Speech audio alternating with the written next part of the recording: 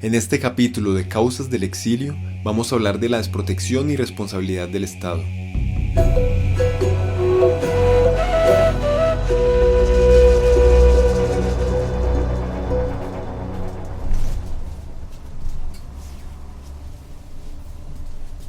Me acuerdo que en un petardo, la cosa más horrible, muy cerquita de nosotros.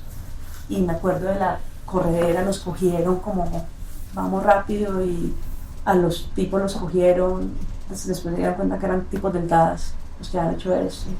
Y lo que más recuerdo pues como de cada uno de esos relatos es que la gente no tenía temor de las guerrillas, si bien había como este reclutamiento de niños en mi época. La gente estaba mucho más atemorizada de los militares y de los paramilitares que estaban siempre rondando, y como estaban en la mitad de que siempre les estaban preguntando usted a quién está apoyando, pues siempre tenían ese temor de ser asesinados. Esa ausencia de Estado, o no más aún, el Estado comprometido y generando esa misma guerra, más que el miedo y el terror, fue la ausencia de Estado la que me motivaron a mí a salir del país. En el marco del conflicto armado, ha sido evidente la desprotección del Estado colombiano en su deber de prevenir, investigar, sancionar, reparar y garantizar los derechos constitucionales y la seguridad de sus ciudadanos. Esta ausencia y omisión ha hecho que más de 1 millón de personas no tuvieran otra alternativa que salir forzosamente de Colombia.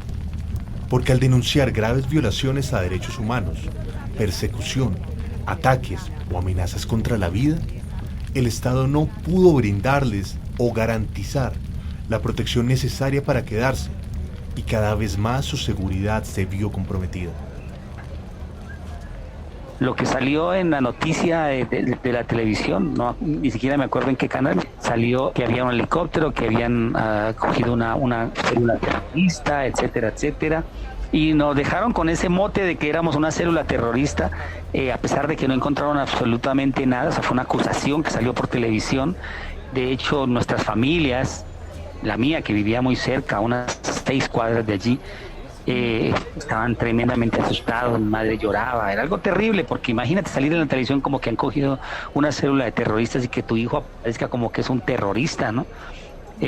A pesar de que no encontraron absolutamente nada, nunca hubo un gesto de disculpa o de, qué sé yo, de reparación del terrible daño que hicieron, porque a raíz de ese susto tan terrible porque yo decidí salir del país, sentí que mi vida estaba en peligro, ¿verdad? Y luego de eso pues sí, hubo decesos de gente cercana, muy cercana, y eso empeoró todavía la percepción. No estábamos las dos solas contra toda la represión y la violencia del Estado en su expresión militar, policial, policiva, sino también en su corrupción y en su hegemonía jurídica. Entonces tú sentías que toda la norma y que todo lo que tú discutías y todo lo que tú demostrabas no servía de nada, porque de todas maneras el juicio ya estaba arreglado, ya estaba la decisión tomada. Tú puedes tomar la primer sentencia y leer cómo el juez te dice, escribió que la defensa, felicita a la defensa por su nivel de inteligencia y su capacidad de argumentación, pero no logra demostrar que el acusado es inocente. Por favor, eso es una violación a todos los derechos jurídicos en el mundo. La inocencia no se demuestra. Durante el conflicto armado interno, varios servidores y funcionarios públicos, sobre todo del sector justicia, en ejercicio de sus funciones fueron amenazados, perseguidos y acusados de malas prácticas o declarados incompetentes. En particular, cuando tuvieron que abrir investigaciones sobre graves violaciones de derechos humanos que implicaron responsabilidad de algunos miembros de la fuerza pública o funcionarios corruptos. De esta manera, para muchos, el exilio se convirtió en su única opción. Como juez de instrucción criminal empecé a conocer lo que eran las amenazas. Esto de acuerdo a los sitios donde tuve que trabajar, concretamente fuera de Bogotá. Cuando ya trabajé como fiscal de derechos humanos y en razón al tipo de investigaciones que allí se llevaban, se generaron múltiples amenazas, pero también se presentaron las muertes de varios funcionarios de la rama judicial. jueces, fiscales, investigadores del CTI, funcionarios del DAS, de la Policía Nacional e incluso de la Defensoría del Pueblo. También los periodistas fueron amenazados por hacer públicas sus investigaciones y denunciar las malas prácticas y violaciones de derechos humanos por parte de grupos guerrilleros, paramilitares y algunos funcionarios o miembros de la fuerza pública. Para varios periodistas, el conocer información o guardar archivos confidenciales se convirtió en un alto riesgo. Muchos tuvieron que escribir sus crónicas y hacer su trabajo desde el exilio. Ante eso yo me dirijo a denunciar, a pedir ayuda a los organismos de seguridad, pero no me reciben ni me quieren ayudar, ni el DAS, que luego supimos que estaba permeado ya por lo manejaba el paramilitarismo en esa época. Eso están en las informaciones oficiales que hay hoy en día. El DAS estaba permeado, el CTI y todos los organismos de seguridad estaban dirigidos por el paramilitarismo, no me lo estoy inventando yo, eso está ahí. Entonces por ahí entendí que no, y entonces nosotros, ante la gravedad de los hechos, puse en conocimiento de la Fundación para la Libertad de Prensa lo que estaba ocurriendo, puse en conocimiento del Ministerio del Interior. Ahí inmediatamente deciden sacarnos de la ciudad. Otra situación que ha incrementado la inseguridad y la falta de garantías para permanecer en el país ha sido cuando las instituciones del Estado, como la fuerza pública o las entidades que administran justicia, tienen responsabilidad directa en las violaciones, amenazas, seguimientos, allanamientos, detenciones arbitrarias y formas de tortura física y psicológica. Estos hechos corresponden a cerca del 28% de los casos recogidos por la Comisión en el exilio. Llegaron al extremo estos personajes del gobierno. Ese señor fue a una reunión de junta directiva del sindicato y nos dijo que para nosotros era muy simple resolver el problema, que ellos nos daban todas las garantías para irnos del país y que abandonáramos la lucha, que dejáramos el sindicato normal y que ellos se encargarían de lo demás. Obviamente, pues la reacción de la junta directiva fue fuerte por parte de nosotros. No admitimos nada de esas propuestas que este señor hizo, pero pues ahí nos dimos cuenta concretamente a qué estaba dispuesto el gobierno a hacer con tal de cumplir sus propósitos.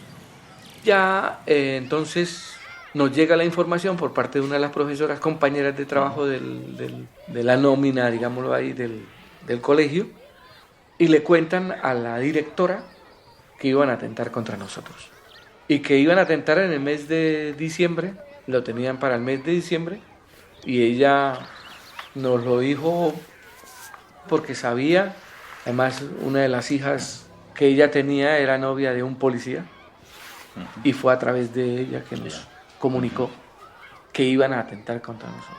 Fíjate bien de dónde viene la noticia, ¿no? Viene la información de la policía. O sea, blanco es, gallina lo pone, ¿no? A finales del 2008 se reveló la magnitud de las ejecuciones extrajudiciales, más conocidas como falsos positivos, llevadas a cabo por miembros de las fuerzas militares de Colombia, lo cual involucró a varios de sus altos mandos. Hoy es uno de los casos más graves de violaciones de derechos humanos en Colombia, cometidos por la fuerza pública. Madres y familiares de estas víctimas, por buscar esclarecer los hechos de la muerte de sus hijos, sobrinos, nietos o parejas, han tenido que salir al exilio ante el hostigamiento y las amenazas constantes contra su vida. De hecho, un día en las horas de la tarde vimos cuando subió una tropa del ejército. Yo creo que no pasó una hora cuando escuchamos unos disparos. Y una hora más tarde, antes de que oscureciera, vimos cuando bajó nuevamente la tropa y llevaban un cuerpo en un caballo. Y resulta que era mi vecino, un muchacho que habían conseguido esa parcelita, que vivía con el papá y la hermana, que era jornalero, o sea, él estaba trabajando a esa hora en uno de los predios que había en la parte de arriba de esa vereda, y el ejército lo mató y lo presentó como un guerrillero dado de baja en combate.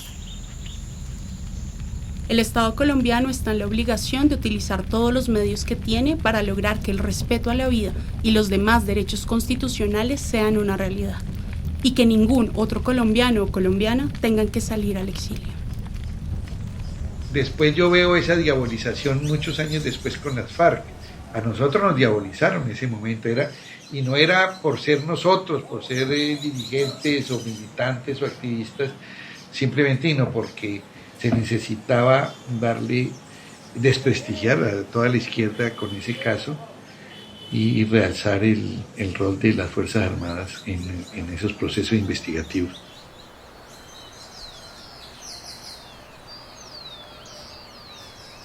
Y es importante también contar este otro lado de la verdad, porque tenemos por la conciencia colectiva, sobre todo por esa historia que crean los medios de comunicación, una idea según la cual el conflicto fue gestado y fue únicamente desarrollado y fueron únicamente culpables los ahora excombatientes, pero en realidad no. En realidad el conflicto es multidimensional, es un conflicto en el que el Estado se hizo parte activa. Como te digo, la mayoría de la gente no conoce esta violencia jurídica como tal y sin embargo dicen si lo cogieron preso fue por algo. Desde la Comisión de la Verdad, el capítulo Exilio, la Colombia fuera de Colombia, les presentó Causas del Exilio, a partir de fragmentos de testimonios reales de víctimas del conflicto armado colombiano, de entre los miles recogidos por la Comisión.